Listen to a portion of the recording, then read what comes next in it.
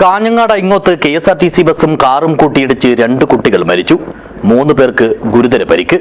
പടന്നക്കാട് കണിച്ചിറയിലെ കുടുംബമാണ് ഞായറാഴ്ച ഉച്ചയോടെ അപകടത്തിൽപ്പെട്ടത്. പടന്നക്കാട് കണിച്ചിറയിലെ കല്ലായി തറവാട്ടംഗം ലത്തീഫിന്റെ കുടുംബമാണ് അപകടത്തിൽപ്പെട്ടത്. ഇവർ സഞ്ചരിച്ച കാർ ദേശീയപാത ഐങ്ങോത്തെ നക്ഷത്ര ഓഡിറ്റോറിയത്തിന് സമീപത്ത് വെച്ച് KSRTC ബസുമായി കൂട്ടിയിടിക്കുകയായിരുന്നു.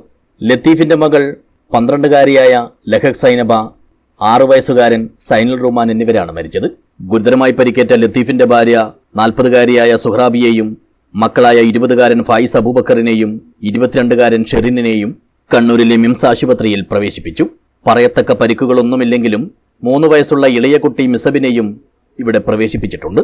ബസ്സിലുണ്ടായിരുന്ന യാത്രക്കാരായ സൂര്യ, അനിൽ, ഹരിദാസ് എന്നിവർക്കും പരിക്കേറ്റു. ഇവർ കാഞ്ഞങ്ങാട് ഐഷാൽ ആശുപത്രിയിൽ ചികിത്സയിലാണ്. ഞായറാഴ്ച ഉച്ചയ്ക്ക് 12 മണിയോടെയായിരുന്നു അതിദാരുണമായ അപകടം. ബസ്സിൻ്റെ അടിയിലോട്ട് ബസ്സായാലും കറക്റ്റായ ദിശ തന്നെയുണ്ട്. സ്പീഡ് തന്നെയാണ് അപകടത്തിലേക്ക്. എത്ര പേരായിരുന്നു? 2 പേരുണ്ടായിരുന്നു. ഒരു 2 പേരുടെ ഇന്ന് കൊണ്ടുപോകുമ്പോഴേ സ്ഥിതി മോശമായിരുന്നു. മറ്റുള്ളവരെ വേണ്ടത് ഡ്രൈവർ ഏതായാലും രക്ഷപ്പെട്ടിട്ടുണ്ട്.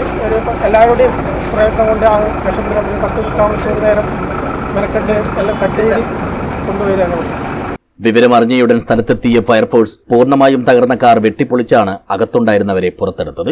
പിന്നാലെ തന്നെ ഹൊസ്തൃക പോലീസും സ്ഥലത്തെത്തി. നിരവധി ആളുകളും തടിച്ചുകൂടി. സുഹ്റാബിയുടെ മേൽപ്പറമ്പിലെ സ്വന്തം വീട്ടിൽ നിന്നും കണിച്ചിറയിലെ ഭർത്താവിന്റെ വീട്ടിലേക്ക് വരുന്നതിനിടയിലാണ് കുടുംബം അപകടത്തിൽപ്പെട്ടത്. ഗൃഹനാഥനായ ലത്തീഫ് ജപ്പാനിലാണുള്ളത്. കാഞ്ഞങ്ങാട് അഗ്നിരക്ഷാ നിലയത്തിലെ assistant station officer K Satheesh, fire and rescue ഓഫീസർമാരായ KM Shiju, GA Shibin, TV Sudheesh Kumar, driver C Prithviraj, home guard Raghavan എന്നിവർ രക്ഷാപ്രവർത്തനത്തിന് നേതൃത്വം നൽകി. News bureau, Kanhangad.